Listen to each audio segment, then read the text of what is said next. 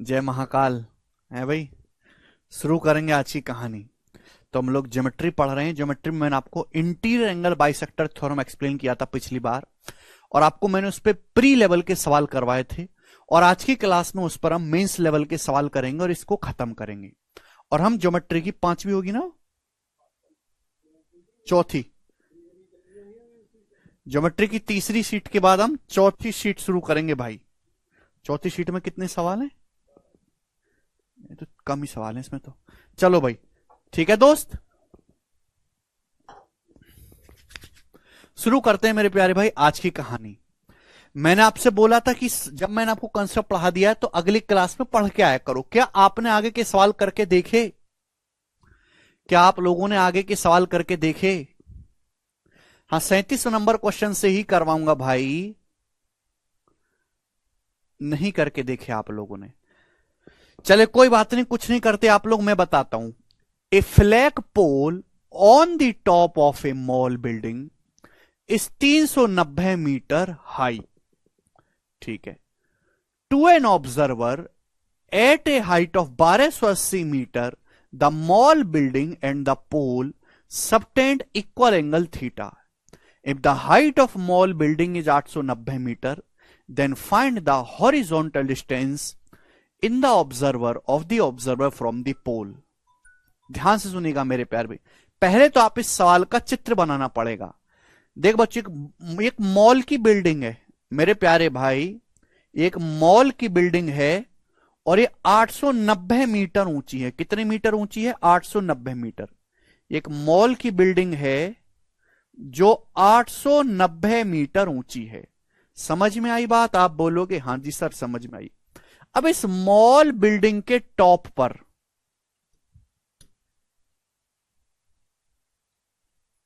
एक सेकेंड, एक mall building है जो 890 मीटर ऊंची है। अब इस मॉल बिल्डिंग के टॉप पर मेरे दोस्तों इस तरीके से खंबा लगा है। खंबा, खंबा, ठीक है भाई। और ये जो खंबा है ये 390 मीटर ऊंचा है। यहां पर इस तरीके से, सॉरी, झंडा लगा है। झंडा, हमारा झंडा लगा हुआ इस तरीके से, जो कि 390 मीटर ऊंचा है। ठीक है ना, यहां पर इस तरीके से झंडा लगा हुआ है, 390 मीटर ऊंचा है। अब एक ऑब्जर्वर है जो जमीन से 1280 मीटर की हाइट पर है मेरे दोस्तों। जैसे आपकी ये जमीन होगी। अब 890 और 390 कितना होता है? 1280 होता है भाई। इन दोनों का सम कितना है? 1280। अब एक आदमी है जो जमीन से 1280 मीटर की हाइट पर है। तो मेरे दोस्तों आदमी कहां पर होगा? फिर यहीं पर आ जाएगा। आदमी कहां हो जाएगा मेरे प्यारे? बिल्कुल झंडे कहीं पे बराबर में आ जाएगा कि नहीं? यानी कि आदमी है मेरे प्यारे भाई जो यहां पर है। ये आदमी की आंख है। समझ में आया? अब सवाल में बोला गया है एक ऑब्जर्वर है जो 1280 मीटर की हाइट पर है। तो ये जो हाइट है जमीन से 1280 मीटर है। अब आदमी होगा कहां पर भाई? 890 प्लस 390 1280, ये भी 1280 मीटर हो गया। अब ये जो मॉल की बिल्डिंग है और ये जो पोल है ये बराबर एंगल बनाते, इक्वल एंगल बनाते थीटा आदमी की आंख पे। तो देखिए मेरे प्यारे भी, जैसे कोई भी ऑब्जेक्ट है, कोई भी वस्तु होती है, जैसे आप कोई भी वस्तु बनाओ, ये आदमी की आंख पे कितना एंगल बनाएगी? जैसे आदमी की आंख है मेरे दोस्तों, तो कितना एंगल बनाएगी? तो आदमी की आंख से किरण जाएगी ऐसे, इस तरीके से। तो आदमी की आंख पे कितना एंगल बना? थीटा। ऐसे देखा जाता है मेरे प्यारे भाई। समझ में आया? तो ऐसे ही बोला गया है कि भाई एक मॉल है 890 मीटर ऊंचा, उसके ऊपर एक खंबा है 390 मीटर ऊंचा। एक ऑब्जर्वर है, एक दर्शक है जो जमीन से 1280 मीटर की ऊंचाई पर है। और ये जो पोल है और जो मॉल की बिल्डिंग है, दोनों जो है आदमी की आंख पे बराबर कोण बनाते हैं मेरे प्यारे भाई, थीटा। तो झंडा आदमी की आंख पे कितना कोण बनाएगा मेरे प्यारे भाई? ये एंगल कितना मेरे प्यारे भाई? ये एंगल थीटा है।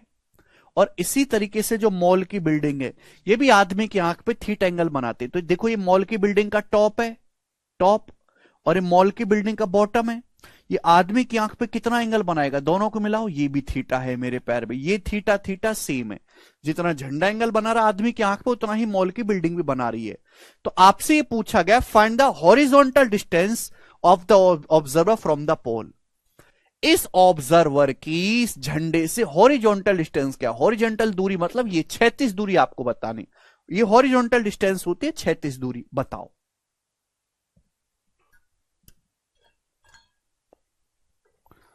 कौन करेगा भाई? आपको पिंक डिस्टेंस बतानी है, झंडे और आदमी के बीच की हॉरिजॉन्टल डिस्टेंस।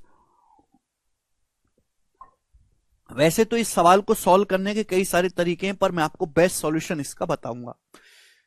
भाई आपको यहां पे एक ट्राइंगल दिखाई दे रहा है, आपको यहां पे मेरे दोस्तों ट्राइंगल दिखाई दे रहा है, ये ट्राइंगल दिखाई दे रहा है, राइट एंगल ट्राइंगल, ये 90 डिग्री का है मेरे प्यार, भी 90 डिग्री का एंगल है।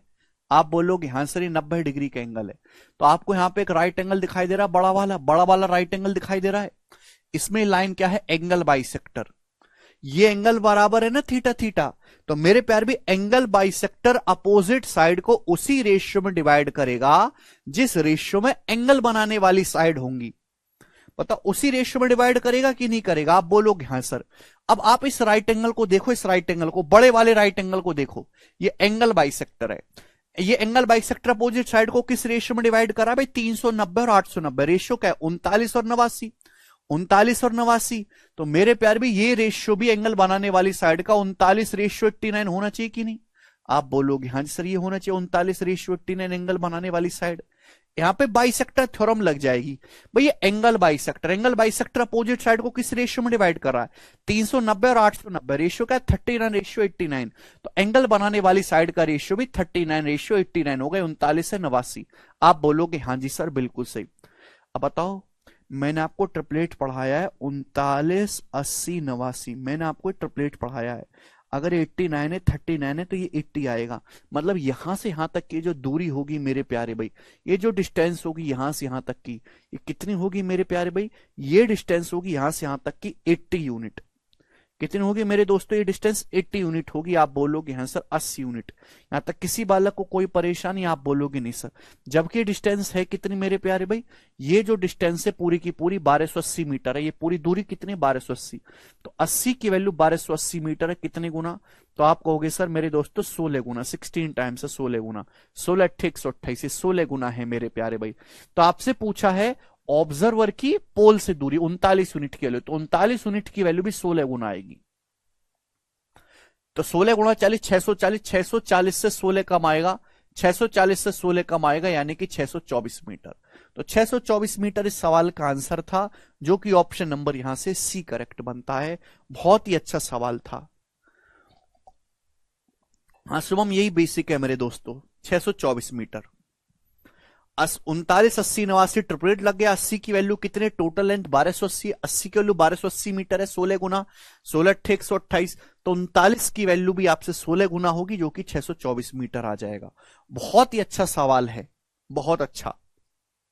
आगे चलेंगे नेक्स्ट क्वेश्चन की तरफ मेरे प्यारे भाई। करेगा प्यारे बच्चों, इस सवाल का क्या आंसर है? बहुत ही प्यारा सवाल एक और आपके सामने। ये सारे मेंस लेवल के सवाल हैं। बेसिक बता दिया है शुभम भैया, पिछली क्लास में बेसिक ही बताया है। वो थीटा इक्वल कैसे होगा वो सवाल में दिया हुआ है। जिनको ट्रिपलेट याद ना हो वो पाइथागोरस थ्योरम लगाएंगे या फिर सवाल को छोड़ देंगे। सवाल को पढ़ो भाई, सवाल को पढ़ो। क्यों नहीं पढ़ते तुम सवाल को? एक एक सवाल को समझने में 15-15 मिनट लगाओगे और फिर चाहते हो सिलेबस जल्दी हो जाए। कैसे हो जाएगा जब आप एक एक सवाल को, मेंस के एक सवाल को समझने में 15 मिनट लगाते हो भाई। Mall building and the pole subtend equal angle theta. बोला है कि मॉल की बिल्डिंग और पोल जो है वो आदमी की आंख पर सेम एंगल बनाते हैं। आगे चलेंगे जल्दी से। प्री के सवाल नहीं है, मेंस लेवल के सवाल हैं। पिछली क्लास के प्री लेवल के सवाल थे, कंसेप्ट भी पढ़ाया था। करो, आपके सामने चित्र दिया है, ठीक है भाई, आपके सामने चित्र दिया है। बोला है एबीसी एक आइसोसेलेस ट्राइंगल है मेरे प्यारे भाई। ये सवाल तो यहां पे गलती से आ गया, चलो कोई बात नहीं, ये सवाल यहां पर गलती से डल गया है मेरे प्यारे भाई। ठीक है भाई, आपके सामने चित्र है एबीसी का आइसोसेलेस ट्राइंगल है। ये एंगल 90 है, एबीएसी बराबर है, दोनों लेंथ बराबर है, ये और ये। ठीक है भाई, बीडी 5 है, सीडी 12 है। बीडी की जो लेंथ है, बीडी की लेंथ 5 सेंटीमीटर है, सीडी 12 सेंटीमीटर है, 12। ये एबीएसी बराबर है, यानी कि एबी की लंबाई ये स्मॉल ए है तो ये भी स्मॉल ए है। आपसे पूछा एडी, एडी की लंबाई आपसे पूछे, एडी को मैंने एक्स मान लिया थोड़ी देर के लिए और मेरे को एक्स का मान निकालना है। ये क्वेश्चन यहां पर गलती से डल गया है, है भाई, ये जो है पहले ही करवाना था मेरे को सवाल, ठीक है ना। ओके, ये होगा C1 की प्रॉब्लम से। बनाओ जी, एडी का मान आपको निकालना है। एबी से एक समद्विबाहु त्रिभुज है, ये स्मॉल ए है, ये स्मॉल ए है, ये 5 है, 12 है, और आपको एडी बताना है। ये 90 डिग्री का एंगल है, 90 डिग्री का। बताओ कैसे करेंगे। सबसे पहले मेरे प्यारे में मैंने आपको समझाया कि ये क्या है, एडी आइसोसेलेस ट्राइंगल की क्या एक तरह की C1 है, C1। तो अगर ये C1 है तो यहां से एक्स स्क्वायर क्या आएगा मेरे प्यारे भाई, यहां से एक्स स्क्वायर बराबर होगा जी ए स्क्वायर माइनस 5 गुणा 12। मैंने आपको पढ़ाया था ना special case in isosceles triangle, 5 गुणा 12 यानी कि 60। तो ये आ जाएगा मेरे दोस्तों एक्स स्क्वायर बराबर, ये special case in isosceles triangle पढ़ाया था। अब मेरे को एक्स का मान निकालना है, तो बताओ कैसे होगा मेरे प्यारे भाई, जल्दी से देखो स्टूडेंट्स। ये क्या दिखाई दे रहा है आपको, ये कैसा ट्राइंगल है, राइट एंगल ट्राइंगल है, समकोण त्रिभुज है। एंगल DAC कैसा है, राइट एंगल ट्राइंगल है। तो भाई मेरे पास जितने हथियार है मैं सारे इस्तेमाल कर दूंगा। तो हम इसमें क्या लगा देंगे, पाइथागोरस थ्योरम। भाई 90 डिग्री के सामने 12 है, ये एक्स है, ये ए है, तो पाइथागोरस से कितना आ जाएगा मेरे दोस्तों, ये आ जाएगा एक्स स्क्वायर प्लस ए स्क्वायर बराबर 12 का स्क्वायर बराबर 12 का स्क्वायर। ये हो जाएगा। आप बोलोगे हाँ जी सर बिल्कुल सही। और मेरे दोस्तों ध्यान सुनेगा, हम क्या करते हैं, इन दोनों को ऐड कर देते हैं, इन दोनों को हम ऐड कर देते हैं। अब राइट साइड में ए स्क्वायर है, लेफ्ट साइड में ए स्क्वायर कट जाएगा, तो X square plus X square, क्योंकि मुझे ए गायब करना है, मैं जैसे मर्जी है मैं ए को गायब करूंगा। तो X square plus X square आ गया 2x स्क्वायर बराबर, अब 12 का स्क्वायर 144, 144 में से 60 घटाएंगे 84। अब 2 से 84 चला गया 42 बार, तो एक्स स्क्वायर 42 आ गया, तो एक्स का मान आ गया अंडर रूट लेंगे √42। और ये बच्चे सवाल का आंसर बन गया। बहुत ही अच्छा सवाल है ये, ठीक है भाई। राइट एंगल कैसे सर, ये 90 डिग्री नहीं है बेटा, सवाल में दिया है एंगल DAC 90। कहां 90 डिग्री नहीं है,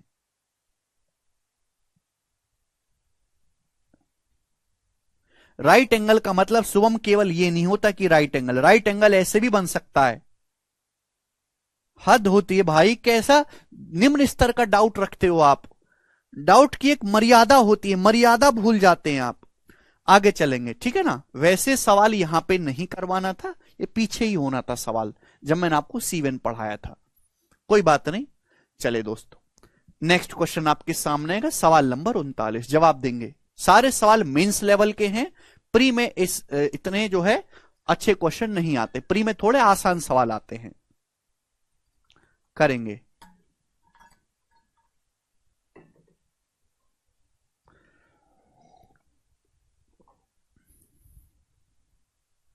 जोड़ा इसलिए जिससे कि ए स्क्वायर कट जाए नितेश, और एक्स स्क्वायर बचे। जो थ्योरम भूल गया वो भैया नहीं समझ पाएगा, थ्योरम ही नहीं याद आपको। C1 थ्योरम बताई थी आइसोसेलेस ट्राइंगल में। अगला क्वेश्चन आपके सामने दिया है चित्र, बोला AB 16 सेंटीमीटर है, AC 12 सेंटीमीटर है, BC 21। AB 16 सेंटीमीटर है, AC 12 सेंटीमीटर है, 12, और BC 21 सेंटीमीटर। ये जो है मेरे प्यारे भी 21 सेंटीमीटर है, 21। आपसे पूछा कौन समद्विभाजक AD की लंबाई बताओ। ये AD जो है बच्चों, ये एंगल बाइसेक्टर है, AD एंगल बाइसेक्टर है, ये थीटा तो ये भी थीटा, AD एंगल बाइसेक्टर है, और आपको इस AD की लंबाई निकालनी है। बताओ कैसे करेंगे। सबसे पहले बच्चों, एंगल बाइसेक्टर अपोजिट साइड को उसी रेशियो में डिवाइड करेगा जिस रेशियो में एंगल बनाने वाली साइड होती है। ये 16 है, 12, रेशियो कितना है 16 12 का 4:3। 16 12 का रेशियो कितना है 4:3, तो रेशियो भी BD से DC का 4:3 होगा, 4:3। 16 से 12 का रेशियो ये भी 4:3 होगा, तो 4 + 3 टोटल कितना हो गया 7, 4 3 7। 7 की वैल्यू 21 है, 3 गुना। 7 की वैल्यू 21 है, 3 गुना, तो 4 की वैल्यू भी 3 गुना होगी 12, और 3 की वैल्यू भी 9, यानी कि ये लेंथ 12 आ गई, ये 9 आ गई। इंटीरियर एंगल बाइसेक्टर थ्योरम पे, इंटीरियर एंगल बाइसेक्टर थ्योरम मैंने लगाई, ये BD 12 आ गया, DC 9 आ गया। और मेरे प्यारे दोस्त, मैंने आपको एंगल बाइसेक्टर की लंबाई निकालने के लिए पिछले क्लास में थ्योरम बताई थी। वो थ्योरम नहीं पढ़ के आए हो तो ये लेक्चर बंद करो, पिछला लेक्चर पढ़ो, पहले थ्योरम पढ़ो, फिर यहां पे आना। मुझसे उम्मीद बिल्कुल ना करो कि मैं तुमको दोबारा से थ्योरम बताऊंगा, इतना समय नहीं है, पहाड़ जैसा सिलेबस पड़ा हुआ है आगे। तो भैया मुझे पहले ये निकाल लिया, फिर मैंने ये निकाल लिया इंटीरियर एंगल बाइसेक्टर थ्योरम से। अब मुझे यहां पे एंगल बाइसेक्टर एडी की लंबाई निकालनी है। ठीक है भाई, तो एडी का स्क्वायर क्या आएगा मेरे दोस्तों, बताओ क्या सिखाया मैंने आपको। एंगल एडी का स्क्वायर क्या आएगा, 16 गुणा 12 माइनस 12 गुणा 9, ये सिखाया है। A B minus M N, 16 गुणा 12 माइनस 12 गुणा 9, तो यहां से 12 कॉमन ले लेंगे, ब्रैकेट में बचेगा 16 माइनस 9 7, यानी कि एडी का स्क्वायर आ गया 12 सत्ते 84। स्टुअर्ट थ्योरम भी लगा सकते हैं बट थोड़ा लेंदी पड़ जाएगा। एंगल बाइसेक्टर की लंबाई निकालने का और आसान तरीका मैंने सिखाया है। तो एडी स्क्वायर आ गया 12 सत्ते 84, 84 का अंडर रूट आप लेंगे तो रूट 84, ये एडी की लेंथ आ गई। और यही सवाल का आंसर हो गया बी ऑप्शन। बहुत ही इजी सवाल है, बिल्कुल भी मुश्किल जो है नहीं है।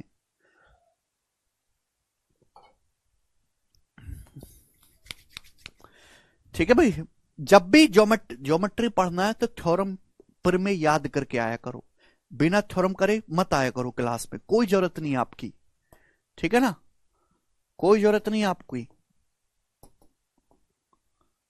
सवाल नंबर 40, नेक्स्ट क्वेश्चन बताइए जल्दी से। Find the value of x, x का मान आपको निकालना है। बताओ मेरे प्यारे भाई, बहुत ही बेहतरीन क्वेश्चन है। आपके सामने एक ट्रायंगल दिया है बच्चों, ट्रायंगल एबीसी, त्रिभुज दिया है एबीसी। ये मेरे दोस्तों एंगल बाइसेक्टर वाली लाइन एंगल बाइसेक्टर, क्योंकि ये भी अल्फा है ये भी अल्फा है। अब लिखा हुआ नहीं है, कॉमन सेंस से समझना है कि भाई ये एंगल बाइसेक्टर है बी, क्योंकि आधा आधा है अल्फा अल्फा। ये लाइन भी एंगल बाइसेक्टर है मेरे प्यारे भी, देखो बीटा बीटा। ठीक है ना, आपको ये लेंथ दिया है 4, ये लेंथ दिया है 3, ये दिया है 5, ये दिया है एक्स, एक्स आपको पूछा है। बताओ कैसे करेंगे दोस्तों। दो वर्टेक्स पे बाइसेक्टर खींचा गया, एंगल बी का और एंगल सी का। तो मेरे प्यारे भाई मैंने मान लिया कि माना, देखो बीसी की भी तो जरूरत पड़ेगी, मैंने इस लेंथ को के मान लिया, मुझे एक्स का मान निकालना है। तो दोनों वर्टेक्स पे, दोनों शीर्षों पे अलग अलग इंटीरियर एंगल बाइसेक्टर थ्योरम लगा दो। ये तो फर्क है, प्री और मेंस के सवाल में ये फर्क है। मुश्किल कोई भी नहीं होता, बस प्री में डायरेक्ट फॉर्मूला लगाने से काम चल जाएगा, मेंस में फॉर्मूले के साथ साथ कॉमन सेंस भी लगाना है। कॉमन सेंस, बुद्धि का इस्तेमाल भी करना है। आप केवल फॉर्मूला रट के सवाल नहीं कर सकते। ये एंगल बाइसेक्टर है, ये ट्राइंगल एबीसी एंगल बी का बाइसेक्टर है। तो एंगल बाइसेक्टर अपोजिट साइड को उसी रेशियो में डिवाइड करेगा जिस रेशियो में एंगल बनाने वाली भुजाएं होंगी। अब ये एंगल बी बनाने वाली भुजा ये क्या है, 4 3 7, और ये क्या है के। भाई ये भुजा क्या है, 7 होगी ना, 3 जमा 4 7, और ये हो गया के। तो 7 से के का रेशियो क्या आएगा मेरे प्यारे भाई, जवाब दो। एंगल बाइसेक्टर जो है अपोजिट साइड के दो टुकड़े कर रहा है, 5 है ये एक्स है, बराबर 5/x। तो ये हो गया मेरे प्यारे भाई पहला केस। बिल्कुल इसी तरीके से ये जो है ये एंगल सी का बाइसेक्टर, ये जो है एंगल सी का बाइसेक्टर है। तो एंगल सी बनाने वाली भुजाएं कौन सी हैं भाई, ये भुजा है 5 + x, ये भुजा है k। तो एंगल सी बनाने वाली साइड का जो रेशियो है 5 + x/k, वो किसके बराबर होगा मेरे दोस्तों, अपोजिट साइड के रेशियो में होगा। एंगल सी बनाने वाली साइड 5 + x है और ये है k, और एंगल बाइसेक्टर अपोजिट साइड को उस रेशियो बांटे गए, 4 है ये 3 है, 4/3। समझ में आई बात, आप बोलोगे हाँ जी सर बिल्कुल सही बात, अच्छी तरीके समझ में आ गई है, कोई परेशानी नहीं। ठीक है ना, एंगल सी बनाने वाली साइड ये 5 + x है और ये k है। तो 5 + x/k क्या आ जाएगा, ये एंगल बाइसेक्टर दो हिस्सों में बांट रहा है, 4 में 3 में, 4/3। अब मेरे पास यहां से दो इक्वेशन बन गई, इन दो इक्वेशन को सॉल्व करके x का मान निकालना है। यानी कि मुझे k की जरूरत नहीं है, k को गायब करना है। मुझे x का मान निकालना है, मुझे k की कोई जरूरत नहीं है, k को गायब करना है। k कैसे गायब होगा, अगर मैं इनको जोड़ूंगा घटाऊंगा गुणा करूंगा गायब नहीं होगा। के तब गायब होगा जब मैं इनको भाग करूंगा। तो मुझे सोचना पड़ेगा मेरे प्यार भी कि के तब गायब होगा जब डिवाइड करेंगे। डिवाइड करेंगे तो के से के कट जाएगा, अब ये बचेगा 7/5 प्लस एक्स, 7/5 प्लस एक्स। और राइट साइड में क्या होगा भाई, दो फ्रैक्शन को डिवाइड करते हैं ना, 5/x को 4/3 से डिवाइड करते हैं। अगर मैं डिवाइड करूंगा तो ऊपर जाके पलट जाएगा, 4/3 ऊपर जाके पलट जाएगा, 3/4 हो जाएगा मेरे पे, 3/4। समझ में आया? तो आ गया 5×3=15/4x, ये हो जाएगा कि नहीं? नीचे जो है ऊपर जाके पलट जाएगा, 4/3 का उल्टा हो जाएगा 3/4, तो 5×3=15/4x। समझ में आई? आप बोलोगे हाँ जी सर बिल्कुल से। अब बस क्रॉस मल्टीप्लाई कर दो, क्रॉस मल्टीप्लाई। जब मैं क्रॉस मल्टीप्लाई करूंगा तो 4×7=28x और ये 15x, 28 और 15 का डिफरेंस 13x बराबर 5 की 15 में गुणा करूंगा 75, तो 13x बराबर 75 है, तो x का मान आएगा 75/13। और यही सवाल का आंसर होगा मेरे दोस्तों, यहां पर ऑप्शन नंबर ए करेक्ट है, 75/30।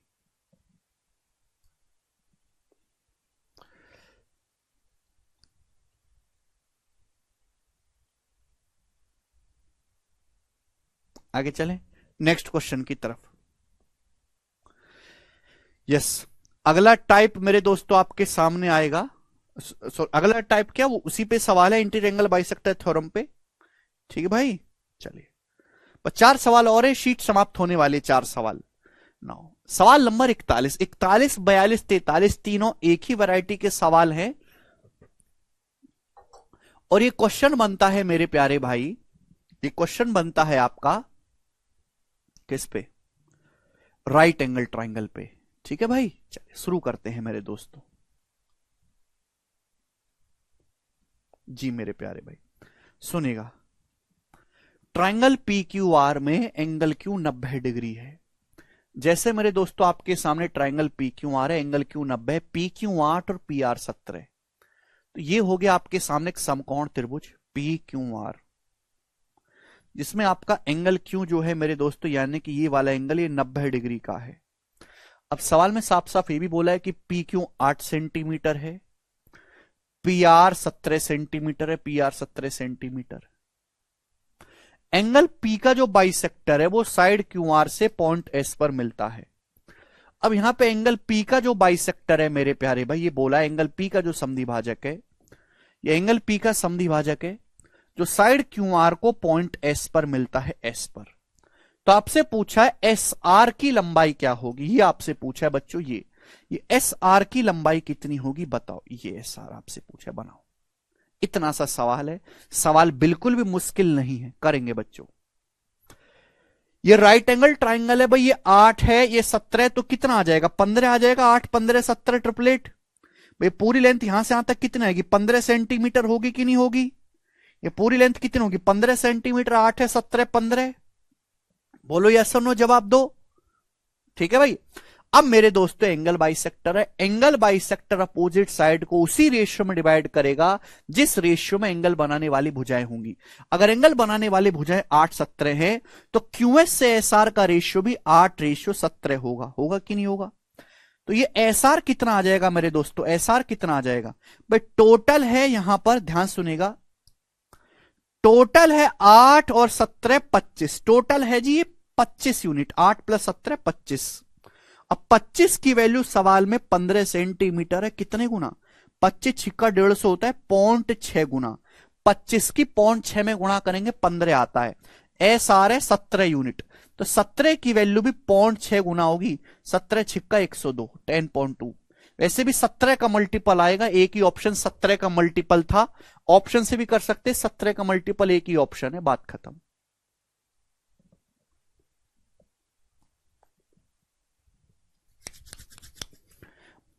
बात समझ में आई?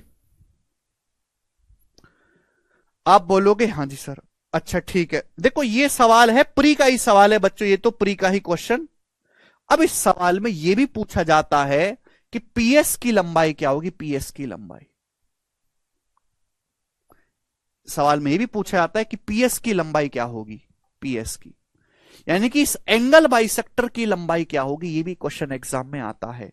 अब मेरी बात को जरा गौर से सुनेगा।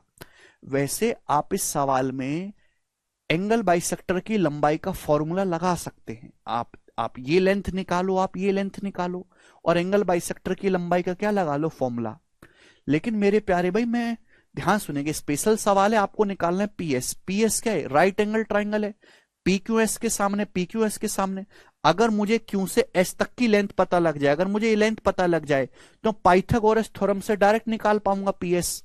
तो मुझे क्यूएस पता लगाना है भाई। टोटल लेंथ कितनी है? ये टोटल लेंथ है 8 और 17 25। 25 में से मुझे कितना पार्ट लेना है? 8 पार्ट लेना है 15 का। 15 सेंटीमीटर का कितना हिस्सा लेना है भाई? टोटल लेंथ है 8 और 17 25। 25 में से कितना लेना है? 8 पार्ट। कितने का? 15 सेंटीमीटर का। तो 5 दिया 15, 5 25 25, आ गया 8 गुणा 3/5। कितना आ जाएगा मेरे दोस्तों? 8 गुणा 3/5 सेंटीमीटर। तो ये जो लेंथ आएगी 8 गुणा 3/5 सेंटीमीटर आएगी। 8 गुणा 3/5 सेंटीमीटर। समझ में आई बात? आप बोलोगे हाँ जी सर आइए। 8 गुणा 3/5 आएगी, आएगी कि नहीं? अरे भैया, टोटल 8 17 25 हो गया। 25 में से 8 पार्ट लेना है 15 सेंटीमीटर का। अभी तो 5 दिए 15, 5 25 25, 8 गुणा 3/5 आ गया। बोलो हाँ। अब मेरे को निकालना है ये पीएस। अब भैया ये 90 डिग्री है तो पाइथागोरस थ्योरम लग जाएगी भाई। पाइथागोरस लगाने का भी आसान तरीका सिखाया है। 8 यहां भी है, 8 यहां भी है, तो भैया 8 का 1 गुना है या 8 का 3/5 गुना है, तो 8 तो आना ही आना है। मैंने क्या सिखाया? 8 यहां भी है, 8 यहां भी है, तो 8 तो आएगा ही आएगा। केवल 1 और 3/5 पे पाइथागोरस लगा लेंगे। 1 और 3/5 पे तो √1 का स्क्वायर 1 और 3/5 का स्क्वायर 9/25। तो ये आ जाएगा पीएस, आ जाएगा आपका 25 एकम 25 और 9 34। 8√34/3। 8√9 आ जाएगा। ये पीएस की लंबाई होगी।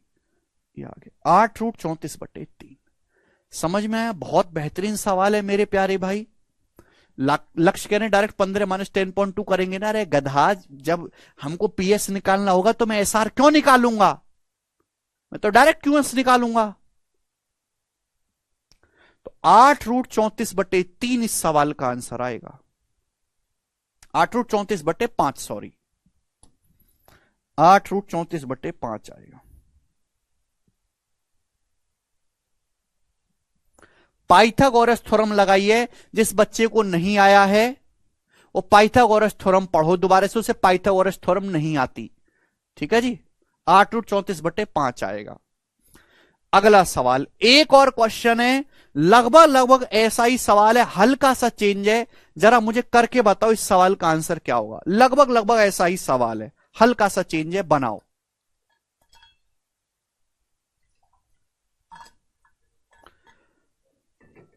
साकेत नहीं समझे हो तो भाई ये लेक्चर कर दीजिए बंद और दोबारा से पढ़ो पाइथागोरस थ्योरम जाके। दोबारा से करो जी इस सवाल का आंसर। 42वां।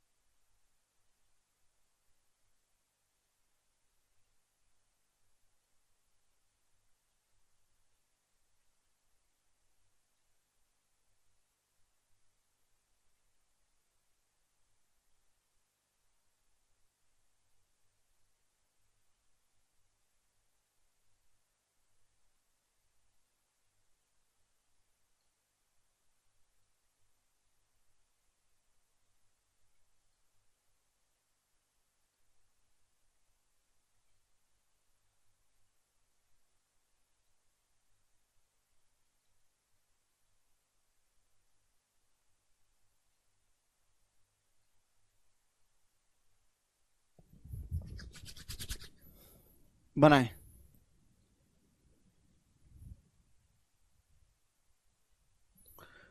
करा आपने?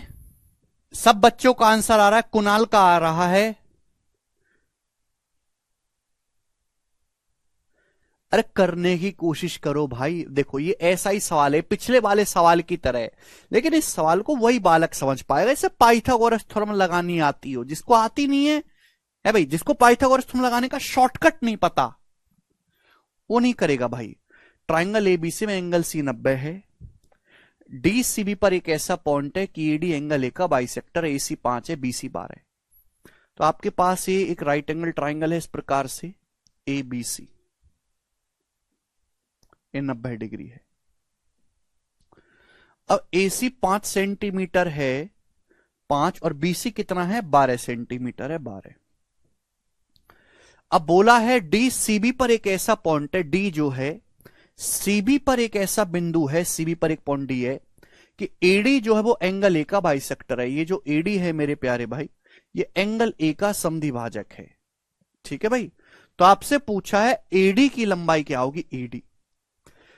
देखो भाई ये ऑलरेडी एक राइट एंगल ट्राइंगल है, मुझे लेंथ पता है 5। अगर मुझे ये लेंथ पता लग जाए ये वाली, तो पाइथागोरस थ्योरम से एडी निकाल लूंगा। आप बोलोगे हाँ जी सर। अब ये 5 है, 12 है, तो 13 सेंटीमीटर होगा, 5 बार 13, ट्रिपलेट लग गया। अब ये एंगल बाइसेक्टर है, एंगल बाइसेक्टर अपोजिट साइड को उसी रेशियो में डिवाइड करता है जिस रेशियो में एंगल बनाने वाली साइड है। अब ये 5 है, 13, तो सीडी से डीबी का रेशियो भी 5-13 होगा कि नहीं होगा, ये रेशियो भी 5 से 13 का होगा। आप बोलोगे हाँ जी सर बिल्कुल सही। तो आप मुझे बताओ सीडी की लंबाई क्या आएगी। ये पूरी लेंथ 12 सेंटीमीटर है, रेशियो 5 से 13 का है, तो सीडी कितना होगा, जवाब दो सीडी। तो सीडी होगा भाई, टोटल है 5 + 13 18, टोटल 18 है।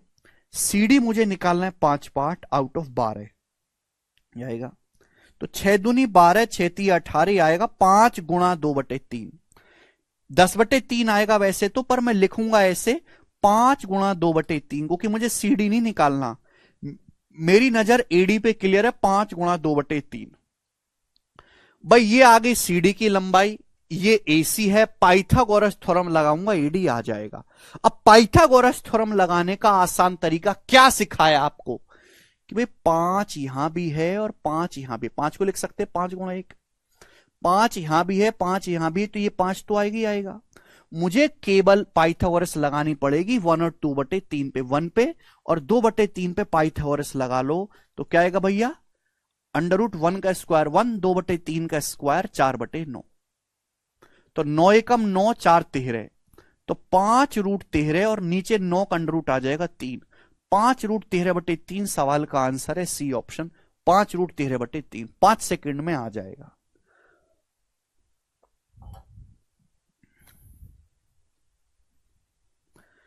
पांच और 13 कैसे होगा बता दीजिए किरण जी। आप पिछले लेक्चर पढ़ो, उसमें हमने एंगल बाइसेक्टर थ्योरम पढ़ाई है और उस पर हमने 15 सवाल करवाए हैं।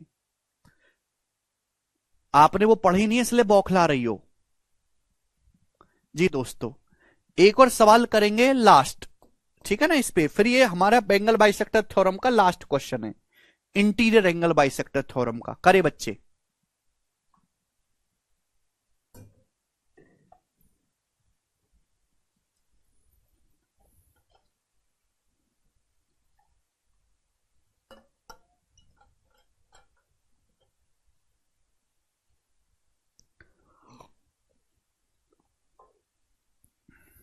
बिल्कुल निकाल सकते सिद्धांत। ट्राइंगल एबीसी में एंगल एबीसी 90 है, CD is angle bisector of angle ABC. CD जो है वो एसीबी का एंगल बाइसेक्टर है, ठीक है भाई। एडी 4 है, बीडी 3 है, तो आपसे पूछा है सीडी क्या होगा। ओके, बहुत बेसिक सवाल लग रहा है ये। ट्राइंगल एबीसी में एबीसी 90 है, सीडी एसीबी का बाइसेक्टर है, तो मैं सी को ऊपर ले लेता हूं। तो ये हो गया मेरे प्यारे भाई एक राइट एंगल ट्राइंगल एबीसी जिसमें एंगल एबीसी 90 है, ठीक है भाई। और ये जो सीडी है ये कोण एसीबी का बाइसेक्टर है। सीडी जो है एंगल बाइसेक्टर है, सीडी लाइन सीडी जो है कोण एसीबी का द्विभाजक है। सवाल में बोला एडी की लंबाई 4, बीडी की लंबाई 3। एडी की लंबाई 4 सेंटीमीटर बोली है और बीडी की लंबाई 3 सेंटीमीटर बोली है, 3 सेंटीमीटर। तो आपसे पूछा है सीडी का मान बताओ, सीडी का मान आपसे पूछा है, क्या होगा, कौन करके बताएगा इस सवाल को। सीडी का मान, सीडी एंगल बाइसेक्टर है और इस सवाल में कुछ भी नहीं दिया। काफी अच्छा सवाल है मेरे प्यारे भाई, बहुत बेहतरीन क्वेश्चन है, बनाएंगे। देखो बच्चों, अगर ये एंगल बाइसेक्टर है, मैंने आपको पढ़ाई है आंतरिक कोण समद्विभाजक प्रमेय, और पढ़ाई नहीं है केवल 15 सवाल भी करवाए उस थ्योरम पे, एक दो नहीं 15। ये आंतरिक कोण समद्विभाजक है, एंगल बाइसेक्टर अपोजिट साइड को उसी रेशियो में डिवाइड करेगा जिस रेशियो में एंगल बनाने वाली साइड। अगर ये 3-4 सेंटीमीटर, 3 सेंटीमीटर 4 सेंटीमीटर, तो ये एंगल सी बनाने वाली भुजाओं का रेशियो भी 3-4 होगा। ये एंगल सी बनाने वाली भुजाओं का रेशियो भी 3:4 होगा। मेरे प्यारे भाई, ये रेशियो होगा इन दोनों का, इसलिए मैंने ऊपर सर्कल लगाया है, सर्कल, इसलिए मैंने ऊपर यहां पे सर्कल लगाया है, सर्कल, है ना। ये एग्जैक्ट वैल्यू नहीं है, ये तो इनका रेशियो है 3-4। समझ में आया? सब बच्चों का आंसर आ गया, 90% बालकों का, वेरी गुड। अगर मुझे क्वेश्चन सॉल्व करना है सीडी निकालने के लिए, मेरे पास ये ऑलरेडी है, तो मुझे केवल ये पता करना है बीसी। अगर बीसी की लेंथ पता चलेगी तो पाइथागोरस से सीडी आ जाएगा, है भाई। बेसिक है भूपेंद्र, आप पढ़ते नहीं है बेसिक से भाई भूपेंद्र। आंतरिक कोण समद्विभाजक प्रमेय आती भूपेंद्र? तुम्हें आती है? पढ़ी तुमने? है? ये 3 सेंटीमीटर है, 4 सेंटीमीटर, ये एंगल बनाने वाली साइड का रेशियो भी 3-4 होगा। 3-4 होगा कि नहीं होगा? अब आप बताओ, मुझे क्वेश्चन अगर सॉल्व करना है तो बीसी पता करना पड़ेगा। अब 90 डिग्री के सामने 4 है, ये 3 है, तो पाइथागोरस से कितना आएगा? पाइथागोरस से कोई ट्रिपलेट तो बन नहीं रहा, ये कोई ट्रिपलेट नहीं बनना है यहां पर। 90 के सामने 4 है, ये 3 है, तो पाइथागोरस से आ जाएगा भाई √4 स्क्वायर माइनस 3 स्क्वायर, ये आएगा पाइथागोरस से AB की लंबाई। तो 16 माइनस 9 7, √7, तो √7 आ जाएगा मेरे प्यार में, √7, ये √7 आ गया। बोलो कोई प्रॉब्लम? कोई प्रॉब्लम आप बोलोगे हाँ सर। अब ये लेंथ कितनी है? 7 सेंटीमीटर, 3 4 7, ये लेंथ है 7 सेंटीमीटर, ये AB कितना है? 7 सेंटीमीटर, तो √7 की वैल्यू 7 सेंटीमीटर है, 7 सेंटीमीटर। समझ में आया भाई? भाई पूरी लेंथ कितनी है? AB 7 सेंटीमीटर है, तो √7 की वैल्यू 7 सेंटीमीटर है, कितने गुना? √7 गुना। √7 की √7 में गुणा करेंगे तो 7 सेंटीमीटर आएगा, √7 की √7 में गुणा करेंगे 7 सेंटीमीटर आएगा। तो 3 यूनिट की वैल्यू भी मेरे दोस्तों √7 गुना होगी, यानी कि ये लेंथ आएगी मेरे प्यारे भाई, BC आएगा 3√7 सेंटीमीटर। तो BC की जो लंबाई है वो 3√7 सेंटीमीटर आएगी, 3√7। 3 4 5 ट्रिपलेट नहीं लगेगा यहां पर, 3 4 5 तब लगेगा बावलो जब ये 5 हो और ये 3 हो और ये 4 हो। ये सबसे बड़ी भुजा 5 बननी चाहिए, यहां ऐसा है क्या? नहीं। पढ़ते तुम हो नहीं यार, तुमको ट्रिपलेट याद नहीं, कुछ याद नहीं। यानी कि ये लेंथ आ गई 3√7 सेंटीमीटर, ये लेंथ है 3 सेंटीमीटर। 3 सेंटीमीटर का मतलब होता है 3 गुणा 1, 3 गुणा 1। आपको निकालना है CD। कैसे निकालेंगे CD? पाइथागोरस थ्योरम से। अब बताओ, 3 यहां पर भी है, 3 यहां पर भी है, 3 तो आएगा ही आएगा, और पाइथागोरस लगाएंगे तो क्या आएगा मेरे प्यारे भाई? ये √7 है, √7 का स्क्वायर 7, ये 1 है, 1 का स्क्वायर 1, 7 + 1 8, 3√8। √8 का मतलब होता है 2√2, √8 का मतलब होता है 2√2। तो CD की लंबाई आएगी 3 गुणा 2√2, 6√2 सेंटीमीटर। इस सवाल का आंसर है बी ऑप्शन, 6√2, 6√2। बहुत ही अच्छा सवाल है ये।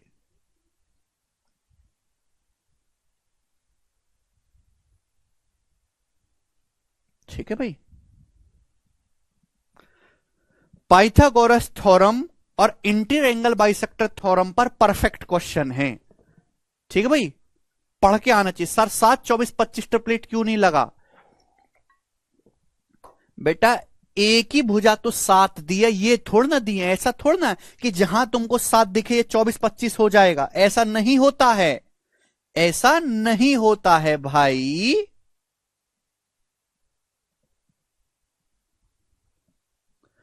7 24 25 तो तब लगाएंगे ना जब आपको ये 7 और ये 25 दिया हो, तब ये 24 होगा। ऐसा थोड़ा ना कि कहीं भी 7 दिखा लगा दिया 7 24 25, ऐसे नहीं होता। ये सब चीजें आपको जब मैं बेटा पूरे 1 घंटे की क्लास लिए मैंने पाइथागोरस थ्योरम की, 1 घंटे तक मैंने आपको ट्रिपलेट समझाया था। 1 घंटे सिखाया था कि पाइथागोरस थ्योरम कैसे लगाते हैं, उसमें आप क्या क्या गलतियां करोगे, और ये भी मैंने एग्जाम्पल दे के समझाया था, पर तुम सुने ही नहीं, तुम पढ़े ही नहीं। क्या करें बताओ हम।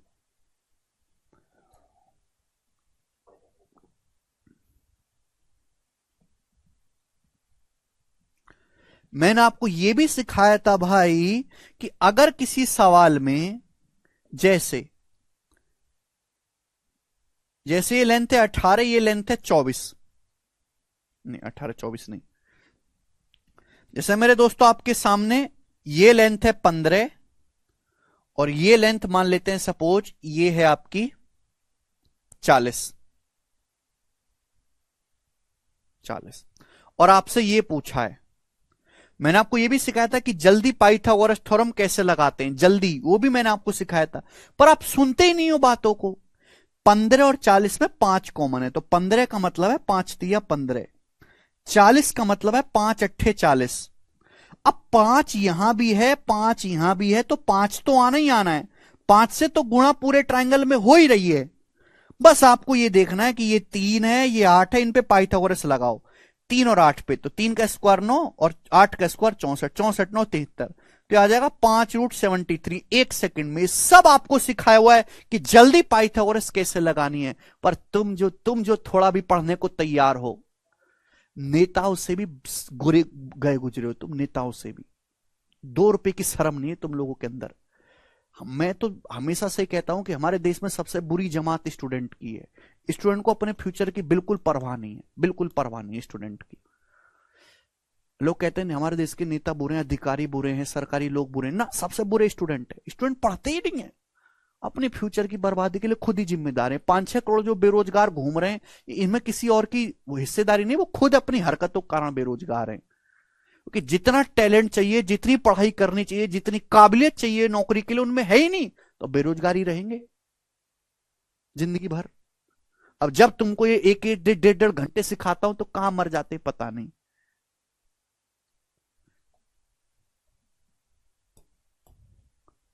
करेंगे सवाल नंबर 44।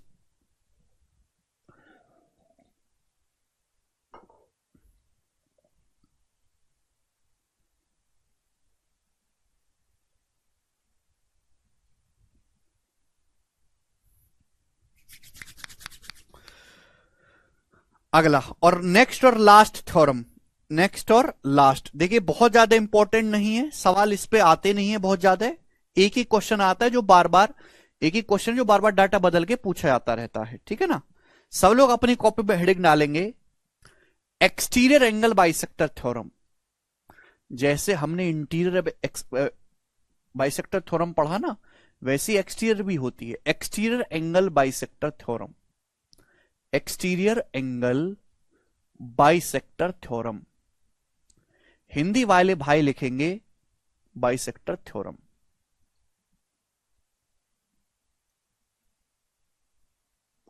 बाह्य कोण समद्विभाजक प्रमेय, हिंदी वाले भाई लिखेंगे बाह्य कोण समद्विभाजक प्रमेय, बाह्य कोण समद्विभाजक प्रमेय, एक्सटीरियर एंगल बाइसेक्टर थ्योरम, बाह्य कोण समद्विभाजक प्रमेय, बाह्य कोण समद्विभाजक प्रमेय, ठीक है ना। जैसे कि इसके नाम से ही क्लियर हो गया मेरे प्यारे भी कि इसमें आपको एंगल बाइसेक्टर नहीं खींचना, एक्सटीरियर बाइसेक्टर खींचना है। तो बच्चों जैसे हमने आपके सामने एक ट्रायंगल बनाया है स्टूडेंट ए बी सी, हमने आपके सामने त्रिभुज ए बी से बनाया, ठीक है भाई। यह है इंटीरियर एंगल एट वर्टेक्स से शीर्ष ए पर बना आंतरिक कोण। आप इसको आगे बढ़ाओगे मेरे प्यारे भी आगे, यह है एक्सटीरियर एंगल एट वर्टेक्स ए, यह है बाह्य कोण एट वर्टेक्स ए, एक्सटीरियर एंगल एट वर्टेक्स ए। समझ में आया? आप बोलोगे हां जी सर बिल्कुल सही। एक्सटीरियर एंगल एट वर्टेक्स ए, आपने इस एंगल का बाइसेक्टर खींचा, आपने इस एंगल का मेरे प्यारे भी क्या खींचा, बाइसेक्टर खींचा। आपने इस एंगल का मेरे प्यारे स्टूडेंट्स क्या खींचा है, बाइसेक्टर खींचा है, बाइसेक्टर। बात समझ में? आप बोलोगे हां सर। और ये जो बाइसेक्टर है मेरे प्यारे भाई, ये साइड बीसी को तो मिला नहीं, ये साइड बीसी को आगे बढ़ाने पर मिला है। ये साइड बीसी को जब आगे बढ़ाते हैं तो जाके मिलता है मेरे दोस्तों यहां पर, ये पॉइंट डी पर, ये वाला आपका पॉइंट डी है। समझ में आया मेरे दोस्त? आप बोलोगे हाँ जी सर समझ में आया है, ठीक है ना। तो सबसे पहले चित्र समझेंगे, इसलिए मैं हमेशा चित्र को बहुत गहराई से समझाता हूं।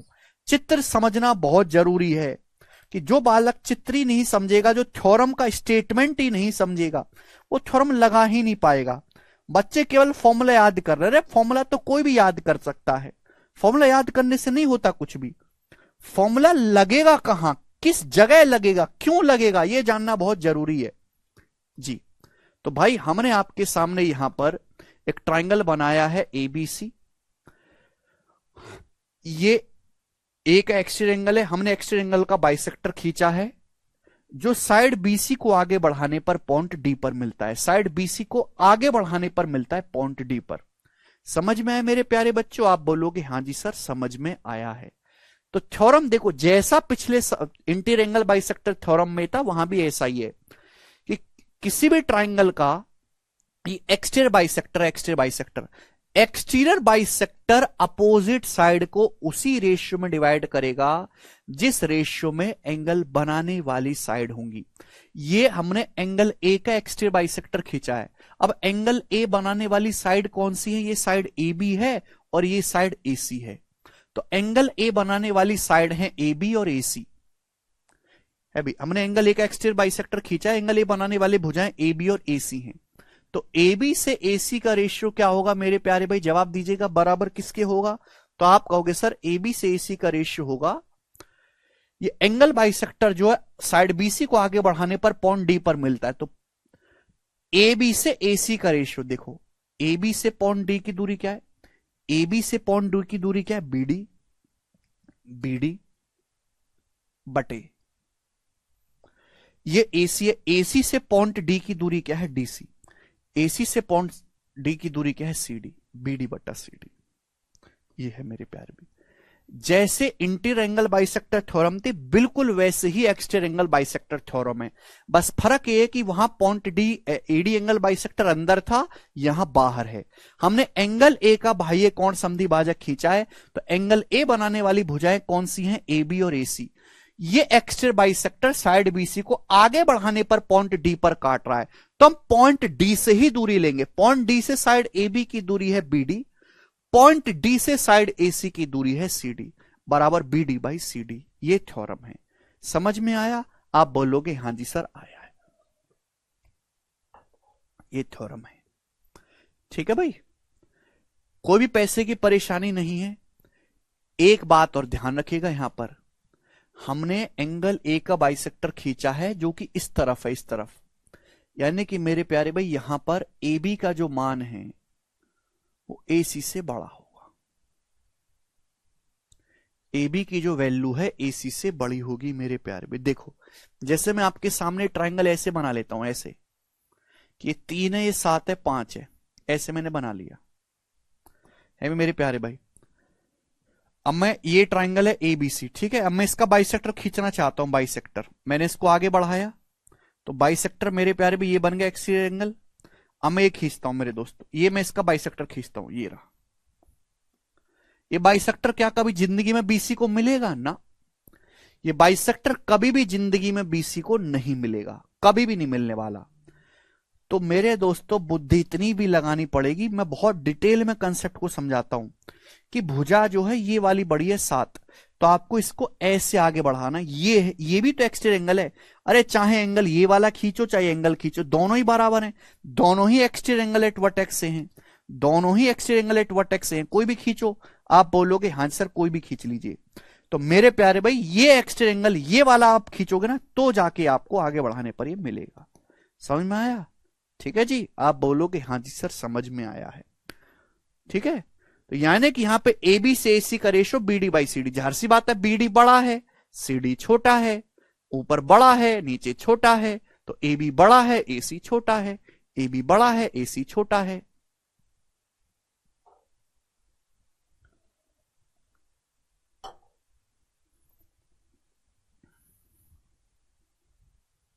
ठीक है जी। चले, थ्योरम आपको स्टेटमेंट याद रखना है, यही याद कर लो, आपकी अति कृपा होगी। प्रूफ तो तुम्हारे बस की है नहीं, ना ही कोई जरूरत है, ठीक है जी। एक ही सवाल आपको इस पे करवाऊंगा, करके बताओ इस सवाल का क्या आंसर है बस। एक ही क्वेश्चन बनता है इस पे। 44वां।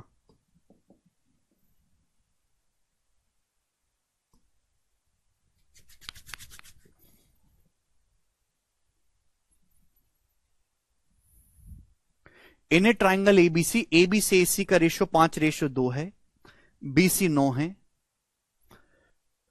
BH produce two D. तो मेरे दोस्तों आपके सामने मैं इस तरीके से ट्राइंगल बना लेता हूं। ये बीए को बढ़ाना है ना,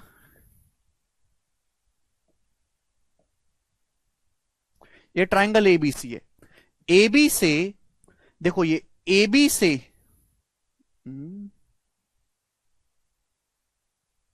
bisector of angle CAD, CAD sorry,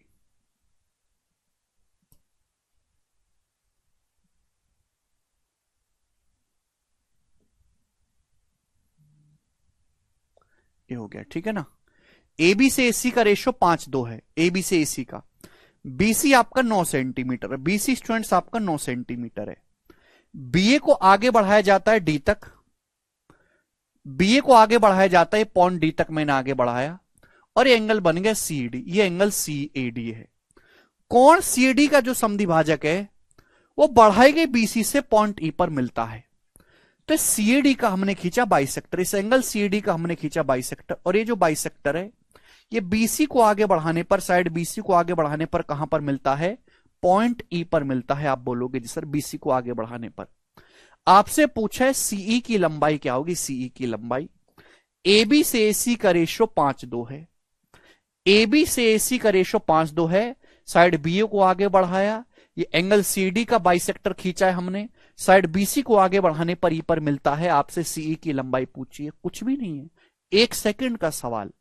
अगर एबी से एसी का रेशियो 5:2 है तो पॉइंट ई से बी तक की दूरी और पॉइंट ई से सी तक की दूरी का रेशियो भी 5:2 होगा। ये रेशियो भी 5:2 होना चाहिए कि नहीं होगा? एक्सटर एंगल बाइसेक्टर थ्योरम से।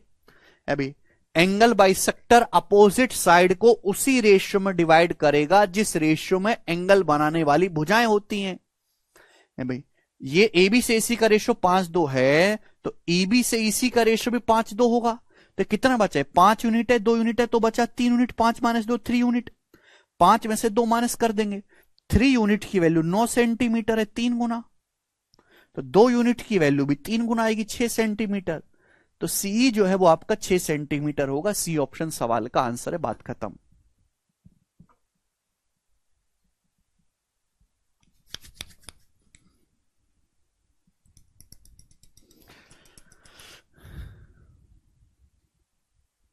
तो इससे आसान बात क्या होगी? आप बोलोगे सर इससे आसान तो कोई बात ही नहीं है, शीट समाप्त। तो ये थी मेरे दोस्तों ज्योमेट्री की शीट 3, जिसमें मैंने आपको sine rule, cosine rule, interior angle bisector theorem, external angle bisector theorem, Stewart theorem, special case in isosceles triangle, ये सब समझाया। अब ज्योमेट्री की शीट नंबर 4 है मेरे दोस्तों, छोटी सी सीट है ना, 1-2 क्लास में खत्म हो जाएगी। 21 सवाल हैं इस शीट में, 21 क्वेश्चन। शुरू करते हैं मेरे प्यार में, 21 सवाल हैं, बनाएंगे मेरे दोस्त।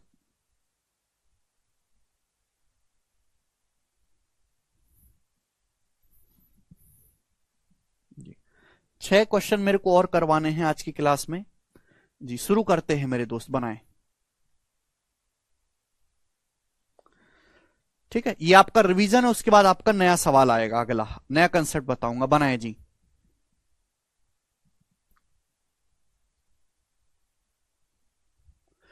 एक त्रिभुज की 2 भुजाओं की लंबाई 40 और 41 है, त्रिभुज का परिमाप 90 है, तो इसका एरिया क्या होगा? बताएं जी बच्चों।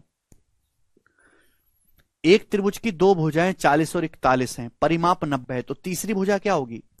40 + 41 81, तीनों भुजाओं का योग 90 है, तो तीसरी भुजा 9 बची, 81 9 90। यानी कि ये कैसा ट्राइंगल बन गया? राइट एंगल ट्राइंगल बन गया।